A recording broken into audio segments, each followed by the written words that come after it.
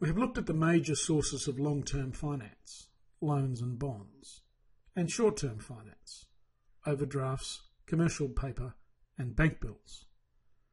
We will conclude this lesson by considering a number of alternative sources of debt finance.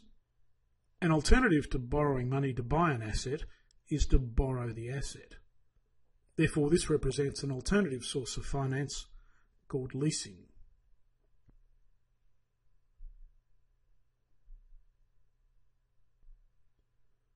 There are basically two types of leases, an operating lease and a finance lease. An operating lease is a month-by-month rental agreement.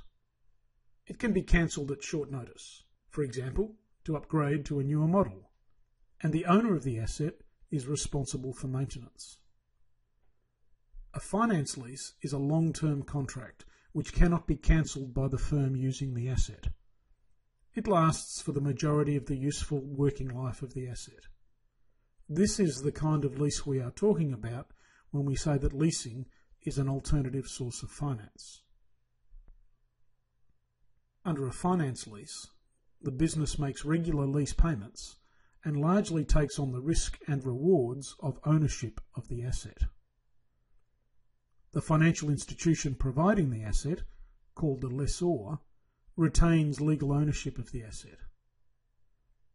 The business using the asset, called the lessee, makes regular lease payments in order for the right to use the asset. The lessee is normally responsible for maintenance, rather than the legal owner of the asset. The lessee takes on the risk of obsolescence.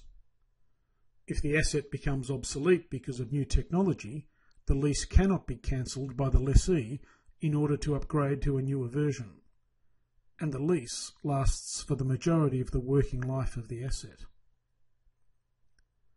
One way to turn a long-term asset, such as land and buildings, into a source of finance is to use a sale and leaseback agreement, selling the property to a finance company and then leasing back the premises so that they can continue to be used in the business.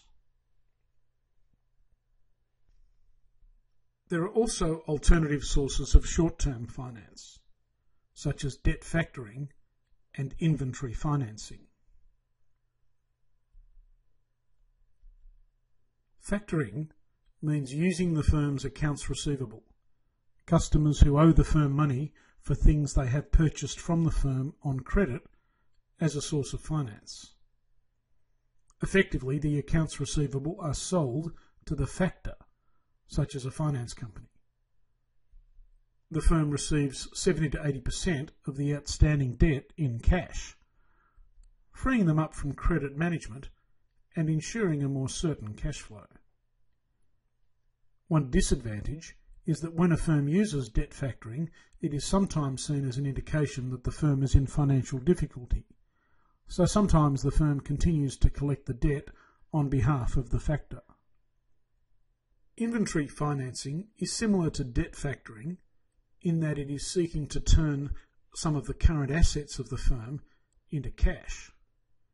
It uses the firm's inventory, raw materials on hand, which will be used in production, as collateral for a loan. The principal method for buying and selling of shares in the secondary market is via the stock exchange. But there is one other way that shares can change hands other than via a stock exchange. This is a less traditional source of financing, but has become more common in recent years and is now a multi-billion-dollar industry: venture capital.